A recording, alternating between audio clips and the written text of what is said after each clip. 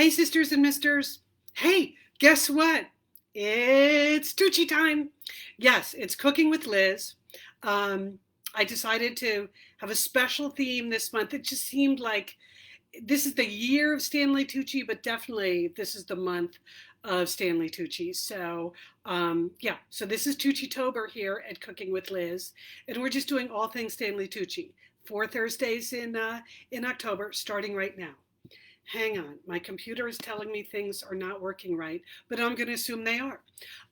So here's the deal. Oh wait, my credits. Okay, it's the standing up that is the hard part. Okay, here you go. Well, oops, that's upside down. Hold on. Okay, I had this all organized for myself. Okay, Cooking with Liz. It is Tucci time, and welcome to Tucci-Tober, a Satellite Sisters production. You know, we love talking about this on Satellite Sisters. I think it just makes me happy that it drives Lian and Julie crazy that I am becoming a cooking expert. Anyway, they've been very supportive. So what are we doing today? Week one. Hang on. Okay, I'm gonna just put this down. That's not working at all tonight. Week one is a polenta taste test. So now my computer is telling me that there's a too low FPS, that's frames per second. So I'm going to ask my sous chef, are you seeing me, sous chef? Okay, great. 20 people are watching. Okay, great. You don't need to, that's all. Just because I can see that, I can see a number. I just want to make sure you can see a good image. Yes, I have a helper here. That is not Hooper. That is, I mentioned I'm going to have a taste test. So anyway, so here we go. Tucci-Tober. I decided, because it's hard to remember way back to the beginning of Cooking with Liz, isn't it? That was the second week of the pandemic. That was like a million years ago. And what I thought was a lark has now become like a cult, sort of full-time, the cult of Cooking with Liz. So, but the whole goal when I started was not to try to do fancy things, just to learn to do a few basics. That's what Julie and Lian kept telling me to do, and they were right. So I started with things like Ina Garten's roast chicken. I did Claire Tansey's veggie chili. So I think they were right then and they're right now. Learning how to just do the staples so you can always make something delicious if and when people ever come over. That's good. So that's why when I was reading through Stanley's previous cookbook, hold on. So this is the book that I had. So the Tucci table, right? So I was reading through here and I was thinking, what is like a basic Italian thing that I could make for the first week of Tucci-Tober? I'll get more advanced as Tucci-Tober goes on, but what would just be a fundamental of Italian food, Italian cooking? Thought about making pasta, would have had to get Crate and Barrel on the blower for that. No, I'm never going to make pasta again. But you know what I do love? I love polenta. So I decided to just make Stanley's polenta. That would be good to learn how to make that. Here's the thing. Right at the beginning of his description of polenta, here's what it says. So that's why today we're doing something a little different. It says all brands of polenta behave differently. So use this recipe as a blueprint. Oh my God, I hate that. I am only just learning to read the recipe. Don't tell me, use the recipe and then sort of use it as a blueprint. Do whatever you want. I don't want that, Stanley. Anyway, it said, choose your favorite type, be it coarse or fine, hand milled or quick cook, and then make the recipe your own. Well, maybe I'll do that, maybe I won't, Stanley. But the first part, coarse or fine, hand milled or quick cook, I had no idea what that even meant. Never mind which were my favorites. So that's where I started, sisters and misters, thinking about the different kinds of polenta. And you would think polenta shopping would be simple, but no. So I went to my local grocery store. What did they have? This is what they had. Ancient Harvest Traditional Italian Polenta. I was skeptical. And then I read where it says, heat and eat. That does not feel like the spirit of Stanley at all, heat and eat. And then I was talking to Lian and she said, whatever you do, don't use that fake stuff. I said, what's the fake stuff? She said, the stuff that comes in a tube. So I didn't even make this tonight. I just wanted you to know that I bought it and rejected it as a substandard ingredient. That just doesn't look like the way I want to go. So then I went to a slightly fancier grocery store. And here's what they had. They had Bob's Red Mill, corn grits, also known as polenta. So I bought this. I thought that would be good. It's also known as polenta. I would rather have something that is primarily known as polenta, not an also known as, but I was likely to get some polenta out of this. So I got this. But then I was feeling like, doesn't it need to be Italian? It's Tucci-Tober. I think it needs to be Italian. So then I actually went on Amazon to try to find Italian polenta because I failed at the store. And they had this. So I ordered this. This got delivered yesterday. Colavita, product of Italy. That seemed very promising to me. But then I saw this word, instant. Again, I know Stanley said the quick cook was okay, but I just don't think Stanley would want me to do just quick cook. So believe it or not, this morning, sisters and misters, I went to, there's an Italian deli and gourmet store here in Santa Monica called Bay City's Italian Deli. And I thought, well, they'll have some polenta. Well, they had 800 kinds of polenta. So then I got super confused. So I just immediately eliminated everything where all of the labeling was in Italian. All of the instructions were in Italian. I know that means it's Italian, but if I can't read the instructions, then that's not going to be that helpful. So then they had the ones that were just in English, but then I found the one that's in English and Italian. So here's what I bought. I think that means the polenta's ready. Hang on. I'm going to turn off. Whoa. Okay. You know how much I love my timer. Okay, I think that means we got the polenta taste test is almost ready to go. I just want to finish explaining this. But you know what was then confusing when I bought this? I got home and it says corn flour polenta. Is corn flour and cornmeal the same thing? I guess it is. I didn't know that. Did you know that? I certainly did not know that. So anyway, so I now have like a lifetime supply of polenta in my home. And my taste tester was actually just saying to me, what are you going to do with all this polenta? And I explained, well, in Stanley's book, he's got a recipe for polenta fries. That's what you make from the leftover polenta. So maybe tomorrow night, that's what I'll be doing. Anyway, so I already know the one lesson before I open Liz's tasting window. Here's what I already know about making. I only made 3 different kinds of polenta because, as I mentioned, this got rejected. The number one thing you need to know about polenta, no clumping. All of the instructions you read, Stanley's instructions, the instructions on the manual, you have to pour it very slowly into the milk and water because no clumping. So I just wanted you to know I have already learned what I'm supposed to learn this week for the taste test. So I'm putting no clumping up on the wall as a Cooking with Liz lesson for, this will be a whole chapter in my cookbook when I write that. So we put no clumping there. And we're about to get ready for the taste test. So I'm going to move the camera so that you can see when the guest arrives at Liz's tasting window. I want you to be able to see her. Okay, but first, old Lefty, it's still, I'm a lot better. Thank you for asking, but it's still a little tricky to move around. I'm going to put this over here.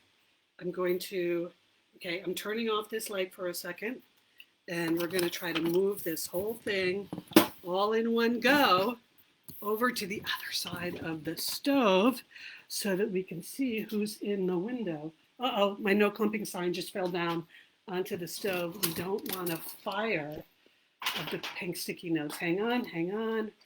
Okay, moving this, we got this. Okay, so now I feel like I need to turn this on again. Oh, okay. Oh, whoa, whoa. Okay, that seems like a lot of light. I'm not sure I need that much light. Okay, so let me put that there. Now it looks like I'm cooking over a cauldron or something. Okay, you know what? I think I need one more FabFitFun box. I think. What do you think? Do you think this needs to be a little bit taller? Okay, there we go. That's better. All right, so I want to show you what I have going on in my stove here as I dish it out to my guest taster. So here you go. So I've got 3 kinds. This is a blind taste test, by the way. I know what kinds they are, but my guest taster does not know. So here's one. You see, no clumps. So that's one. Okay. Whoops. Hold on. I need that one is hot. Okay. Hold on. Didn't really have my oven mitts handy. So here's another one. Now this one is a little soupier. I wonder why. That could be me, or that could be on purpose. Maybe that's what it's supposed to be. So that's number 2. And then number 3 over here, where you see, of course, ooh, wow, this is super hot. This one is good. So this one is the yellowest. And of course, we got the Betty in here. So this one, they all are slightly different color and slightly different consistency. I guess that's why Stanley said, taste it and decide what you like. So, okay, so now I'm going to serve it up. Ooh, hold on, this light is not really working. All right, let's see if there's anyone in Liz's tasting window. Yes, it's my friend Judy. Okay, so let's figure out where I stand and you stand. You need to get over there for now. Don't worry, I will hand you your food so you can get it. So that way we don't block each other out. So as I mentioned on the show this week, Judy is visiting from New York. She's the first visitor I've had in my home other than a family member since the current unpleasantness. So this is super fun. So she volunteered to be my taste tester. So our goal here really is to decide, can you really taste the difference? Like, which ones do we really like? Which ones don't we like? So I'm going to scoop it up one bowl at a time, a little taster for Judy. I'm going to put a little Parmesan on there. She helped me. She grated that Parmesan. And we've got some spoons here. So let's see. I'm going to start with this one, Judy. And now you can stand in the window. Okay. Let's see here. I'm going to put it, okay, so now it's in my little bowl. I'm going to hand it to you. And there you go. And I'm going to stand, let's see, I need to move the camera. Okay, oh, that's better. Okay, so just give me a taste, and what do you think? Is it corny? Is it cornmealy? Does it taste milky? Anyway, do you like it? I do, and I do. I'm gonna struggle with the right words here. Okay. It's cornmealy, but not in an unpleasant way at all. Okay. You know, like it could have been. So not unpleasant. That's what we're saying about pot number 1 is not unpleasant. No. Okay. It's good. Okay. I'm definitely going for bites with the Parmesan. Okay. That makes it more All right. So hand me that one back. Okay. And now we'll go. Isn't this fun? Now we're going to go to number 2. And now this is the one that I said was a little soupier, which according to Stanley is okay. But I don't know if it's because I cooked it wrong or that's the way it's supposed to be. So here you go. Let me see. Do you like the soupier? Oh, very nice. Oh, sorry about that. That's okay. Yes, the other one is very hot too. Yeah. So, okay, wow. Does it actually taste different to you? That's my main thing from the first one. The consistency is different because this one's smoother. Smoother. Like, you know, when you have mashed potatoes, sometimes they're lumpy, sometimes they're super whipped. Okay. This one is smoother. Uh-huh. But I confess that the actual taste of them does not seem dramatically different. Okay. All right. That's an interesting finding. So the first one was not unpleasant, and the second one was not dramatically different. That's how we're doing so far. So let's go to the third one. Okay, let me take this one back. Okay, And we'll go here.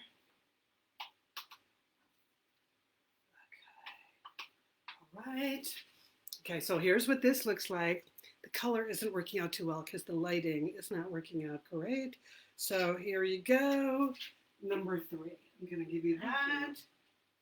This one looks more yellow. Just take your time. Okay, color is a little different. Oops, sorry. I had meant to remove this from the shot. You don't need to see this. Okay, while Judy's tasting this one, remember Stanley's new book came out yesterday. We're going to talk about this in a second. Okay, what do you think? I think I'm embarrassed to tell you that they're all good and I'm not tasting huge differences in any of them. So I would love to have big insights here for the team here. It's exactly as I suspected. This is it. I don't think my palate is fine enough to tell the difference either. But let me reveal what they each are, and then maybe you can... I kind of like this one the best, I think, but I don't know. Okay, I'm going to stop right there, because that one is the best! Yes, that one is the best. So the one you liked, the best, is the Real Italiano. And not only is it Real Italiano, but it had, Stanley said, put olive oil in as you're cooking it. The other two did not call for olive oil. So you got a little more olive oil in there. You got the Real Italiano. So you have a very fine palate. Judy, yay! Well done. I did not know I was a polenta expert, because I'm not. Okay, hang on. Now I'm just going straight for the good stuff. If Judy says this one is the best one. Definitely do. Okay. Do you want any more of this? No. You gave me plenty. Okay. Delish. Here I go. Let's see here. Okay, because then we have a few other things to discuss. Let me just taste this one. You know what? A lot of you this week in the Facebook group were saying, oh, polenta, so much stirring. And you know what? There was some stirring, but it didn't seem like that much stirring. So I started to get suspicious. Are all of these kind of semi-instant now where they cook?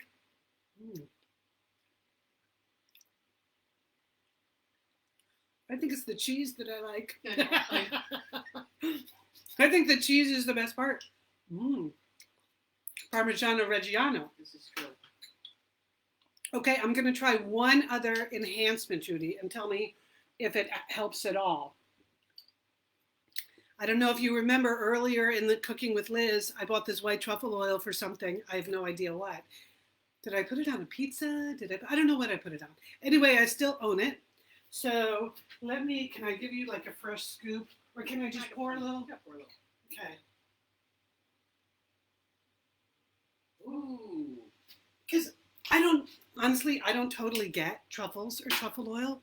But I thought if it belongs anywhere, on a bowl of polenta, it seems like a good place to put it. So what do you think? Is that an enhancement or is it just some other flavor? I think if you love truffle oil, it's an enhancement. Okay. It feels like a good polenta is a delivery vehicle for the Parmesan or yes, the right. oil, the mushrooms, whatever you want to do. And I was worried, honestly, that it would like have any of them might be like gritty or something, or grainy and not easy to eat, but they're not. They were all plenty smooth and pleasant. Okay, I'll tell you what they were. So the first one that I gave Judy, that was Bob's red milk, and that cooked up really easily, right? And that looks good. So I would give Bob a passing grade. The second soupy one, this is Italian, but this was the instant one. So I don't know, is it soupy because it was designed to be soupy, or did I just add too much water? Anyway, that didn't seem to be a huge hit. But then the third one is, as I said, this is the real deal, the Italiano, with the extra olive oil as you're cooking it. So once again, Stanley is correct. Okay, so I'm going to move my chair and sit down here. You can come back in if you want. Isn't it exciting to have someone back at the tasting window? Wow, that really gets me excited. So hang on.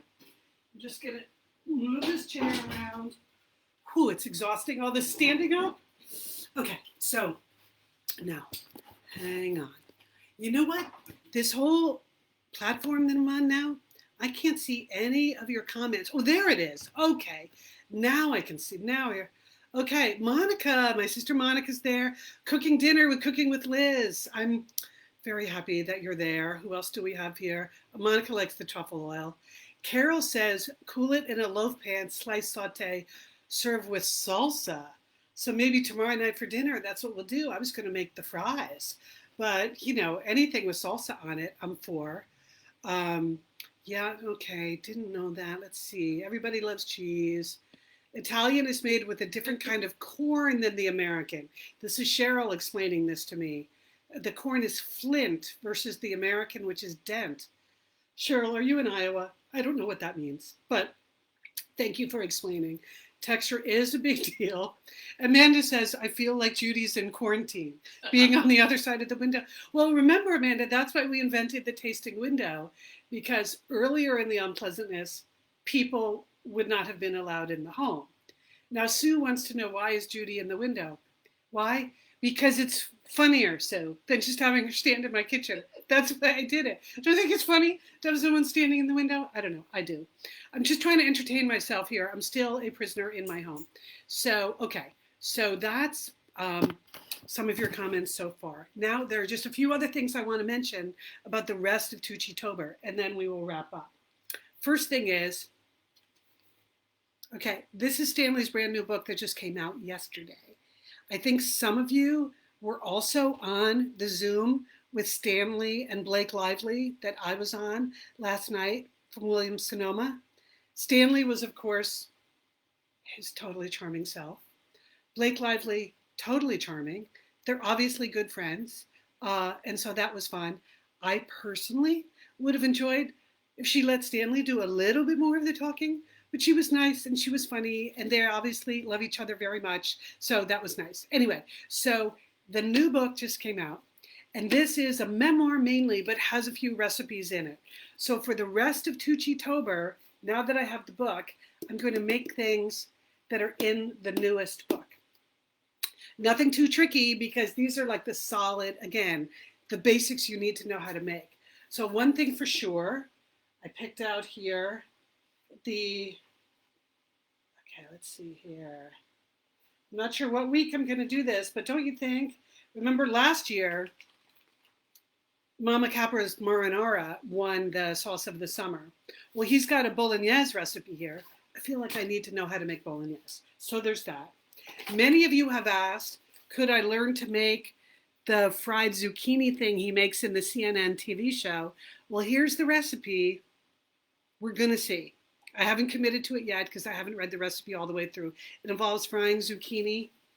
I've never done that before, but I might do that.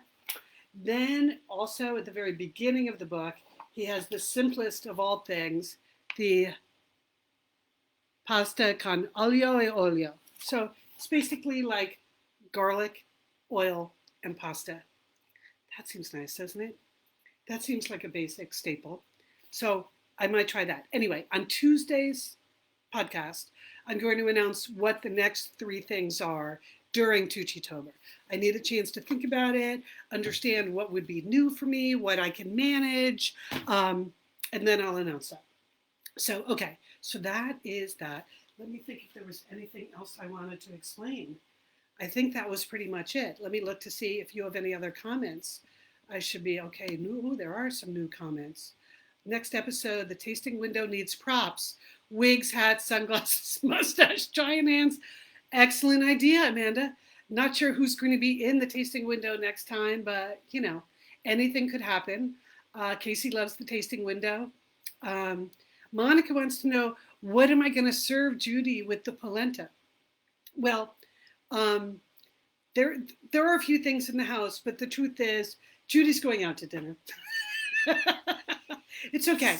It's okay. She's here to see a few other friends too. So I'm just going to have, okay, I just want you to appreciate. I'm going to show you. Hold on, let me scroll down. So you can see how much polenta I've already made just on the stove. Okay, so I got that, and I got that. So I think I am going to have to do that thing where you put it all into a giant baking pan and just bake it. And then does it freeze? Does anyone know? Would baked polenta freeze? I wish Stanley was here. I wish Stanley. Oh, okay. One last thing about Stanley. Um, so, part of my goal with Tucci-Tober is to have Stanley hear about it and insist on appearing um, either in the tasting window or in the Zoom equivalent of that. So I thought we could, that his people would hear that we were doing this. And then just about 10 minutes before we went on the air, Lian texted me this picture. So can you see that? It's from Stanley and it says, "My version of traveling light, series 2 of Searching for Italy. Here I come." Oh no. So Lian texted me. She said, "This is not great news for a Cooking with Liz guest spot. Good luck with the polenta." Well, thank you, Lian. But he can do the guest spot from Italy. Really, Stanley, we are here for you. It's Tucci-Tober all month. So call me. So that's it. That's the polenta taste test. What did we actually learn? No clumping. No, there was no clumping, right, in any of the three. So that was the pouring it slowly. We learned that the one with the olive oil and a little more authentic ingredients actually did taste better. So we know Stanley believes that. And we also learned that when you put delicious stuff on top of polenta, it also tastes delicious. So good cheese. I have some chanterelle mushrooms I'm going to cook up later on. I might do that. Anyway, a lot of learning here, but the polenta, the basics, I think we did it. And I think there was nothing here that tasted bad, so you could use any of these. But it was fun to make the real thing and to just have Stanley in my heart as I did. So thank you, everybody, sisters and misters. This has been fun. Be sure to listen to the show on Tuesday so you can see what I'm going to do next Thursday. I'm always here during Tucci-Tober, and I will just leave it there. And on that, I would say, oh, there's my neighbor Deborah saying, sign me up for some of the good stuff. Deborah, come on over. There's plenty of polenta left over tonight. Anyway, I will leave you with that. Thank you much, everybody, for tuning in. Well, Ellen's saying you can chill the leftover polenta in a baking pan. That's what, she puts maple syrup on it for breakfast. I actually own some. Okay, Ellen, you just made my morning. You made my morning. Anyway, there you go. Thank you for tuning in, everybody. You know what we say. Peace and sauce.